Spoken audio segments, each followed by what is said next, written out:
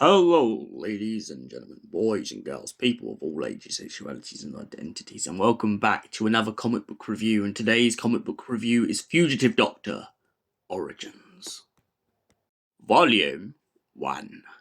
So, essentially, this is an introduction to the Fugitive Doctor's life before the whole memory wipe. As we greatly know so far from learning from a lot of the audios, it turns out that a lot of the Doctor's life before being an operative for Division was wiped. So a lot of that has happened, and they feel like they're fighting against Division in the audios. However, in these comic books, it's the complete opposite. In this first volume, we find the Doctor working for Division, and essentially, this Division operative Doctor has been tasked with hunting down and retrieving a bunch of stolen eggs that have been captured by a half spider-like creature. As the Doctor goes on the lookout, her companion, the Weeping Angel, eventually turns up to save her from the giant beast. Then, when they get back onto the spaceship, the Doctor jokes about the fact that they don't really seem to respond to her, and she's not quite sure how they talk to one another. She also mocks the angel and points out that maybe it fell out with its friend, the angel with the broken nose. After that mission is complete, the Doctor is then summoned to a cafe on a distant planet. In this cafe, they are having a rendezvous with some other Division operatives in which they are assigned a new partner, a Gallifreyan partner, so to speak. This Gallifreyan operative has been entrusted alongside them to go to a planet that Gallifrey deems hostile.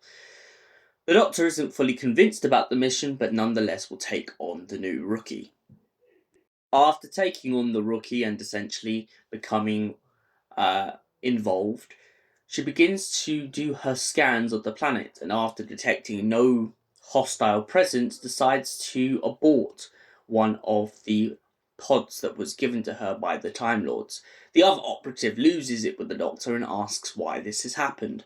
The Doctor jokes and mocks that maybe the TARDIS just doesn't like weapons, even though the Fugitive Doctor has her own, but it's picky and choosy about what weapons it allows to be on board. So the operative, once they land on the planet, of course, decides to take their gun, worried that maybe the TARDIS will steal that too and eject it out into space. As the story continues, we also find out that the people on this planet are very good friends in their eyes with the Time Lords, which makes the situation even more confusing for the Doctor. The Doctor has to tell her Division agent to put the gun down and not shoot the individuals, as maybe they are just trying to be very friendly. So the Doctor goes forth, and this is where this story essentially ends. So what did I think of the Fugitive Doctor comic, Volume 1, Origins? I like this. It's a very good introduction, but as this came out before the Fugitive Doctor audios, I feel like this was a very good start from these writers and comic book illustrators on what life for the Fugitive Doctor is like. When we've seen the Fugitive Doctor on screen, we've seen many different iterations, from the Shooty Gatwa cameo to the cameo in a lot of 13's era, and every single time the Fugitive Doctor seems to be very different. When the Fugitive Doctor comes across Jodie's Doctor in Fugitive of the Jadoon, she seems to be very lost, seems to be running away, seems to be just trying to live a better life away from all the mess that she's been through.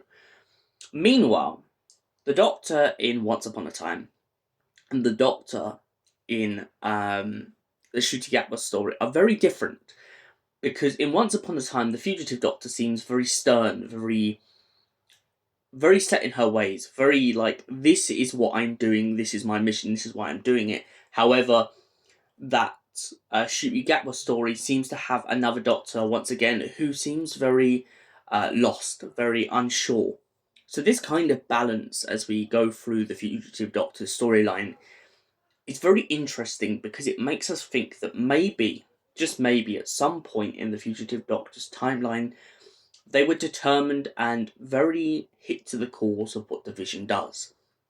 But even in this story, even though the Fugitive Doctor is very solid, very stern, very soldier, pretty much escapade in this sort of comic book, she also has her own sense of humour, which the Division agent shows the juxtaposition between the two characters.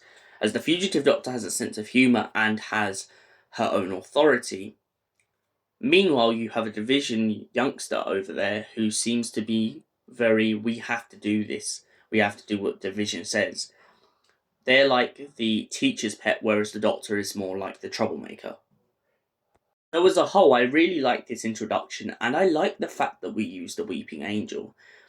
As it was explained in the Flux, Division uses everyone: Ood, Weeping Angels, Centaurans, Cybermen, you name it, they've most probably used every single species in the universe. So the fact of them using a Weeping Angel makes it very interesting, especially as it seems to me that Division has a lot over all of these species if they're getting them to help them out. I really also like the underline in this story where the Fugitive Doctor becomes very sus of the Time Lords. Why couldn't they just talk to the people on this planet? Why have they sent the Doctor there? And why did they need a weapon to be on this planet? We will find out as the story continues. But for now, my scoring for this story, at least, has got to be a solid 8 out of 10. Thank you for watching, and we will see you in the next comic book review. Until then, stay beautiful, stay amazing, you gorgeous people.